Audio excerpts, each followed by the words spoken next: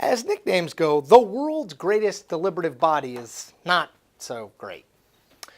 Want to know why Neil Gorsuch and Brett Kavanaugh are sitting on the Supreme Court today? It's not, as you probably think, because Donald Trump picked both men to fill vacancies on the country's highest court. Sure, Trump did pick them. I literally just said that. But who confirmed them?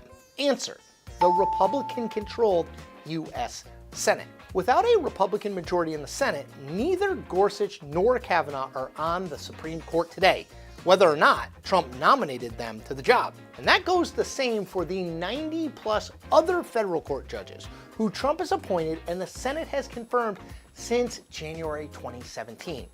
Which brings me to why you need to care about the battle for the Senate majority in 2020.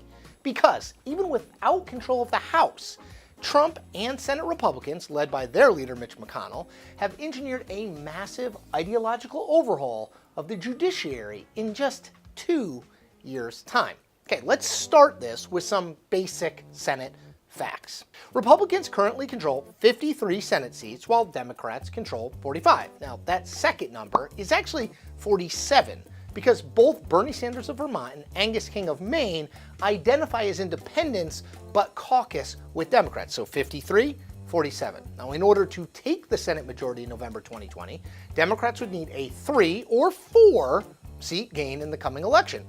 Why the two options? Well, because if the Senate is tied at 50-50, then the Vice President of the United States breaks all voting ties, which means that Democrats need a net pickup of 3 seats if the party's presidential nominee beats Trump in 2020, and a 4-seat gain if Trump gets reelected. Now, at first glance, that seems totally doable for Democrats. And because roughly 1/3 of all Senate seats are up every 2 years, you often get a lopsided number of seats up for the two parties. 2020 is one of those situations. Republicans have to defend 22 of their own seats in 2020, while Democrats have only 12 of their seats up for election, which is, 10 more Republican seats. Math. But all Senate seats aren't created equal. Well, actually, they kind of are. Every state has 2 senators, and each senator gets 1 vote. Where they're not equal, though, is when it comes to how much of a chance both parties have of winning a given seat. For example, Republican Senator Dan Sullivan is up for a second term in Alaska in 2020, as is Republican Senator Cory Gardner in Colorado. Now, each man holds exactly 1 Senate seat, but they are not equal. Gardner is the most endangered Republican incumbent in the country. Sullivan, on the other hand, will walk to victory, barring some massive unforeseen scandal. And so, when you filter out the seats, like Sullivan's, that one of the two parties should, emphasis on should, win easily, you get a better look at where Democrats need to win if they want to be in the majority in 2021. The two biggest Democratic targets and chances of pickups are Gardner, who represents a state Hillary Clinton won in 2016, and Arizona Senator Martha McSally. So McSally actually lost to Senator Kyrsten Sinema in 2018, but was appointed by the Republican governor of Arizona to fill the vacancy caused by the resignation of Republican Senator Jon Kyl. Now, Kyl, a former senator himself, was in the seat following the death of the late Senator John McCain. Oh, that's complicated. Now, beating Maine Senator Susan Collins is also going to be a major priority for Democrats, especially after she cast the deciding vote for Kavanaugh after a hugely contentious nomination fight that revolved around allegations that he had sexually assaulted a woman in high school. Despite Maine's Democratic tilt, and Hillary Clinton did win the state by 3 points over Trump in 2016, Collins isn't going to be easy to beat. She's been in the Senate since 1996, and she won her last 3 races with 58, 61, and 67% of the vote. But let's say Democrats sweep all 3 of those seats and win the White House. Voila! Poof! Majority! Except probably not. Because it's not just about winning Republican-held seats. It's also about not losing any Democratic incumbents. And that's where we arrive at Doug Jones, the Democratic senator from Alabama. Now, Jones beat Roy Moore for the seat in a 2018 special election.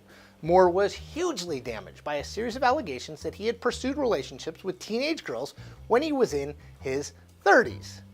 And yet, Moore still almost beat Jones because, well, this is Alabama we're talking about. President Trump won the state by 28 points in 2016 and will almost certainly come close to or even eclipse that margin next year, which makes it very, very hard for Jones to win, unless Republicans nominate Moore again, which, amazingly, is not entirely out of the realm of possibility.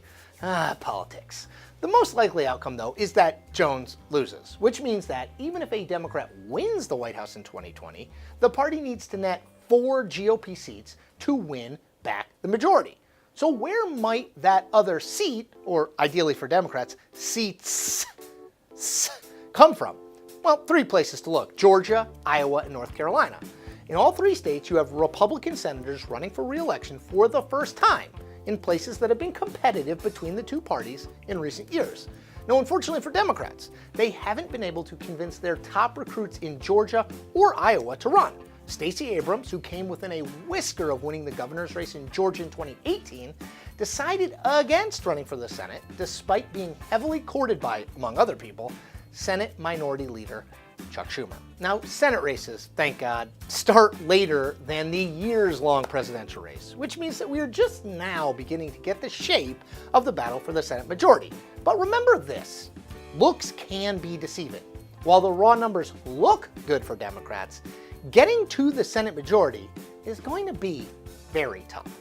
And that is the point. We make new Point episodes every Tuesday and Thursday. Check them all out.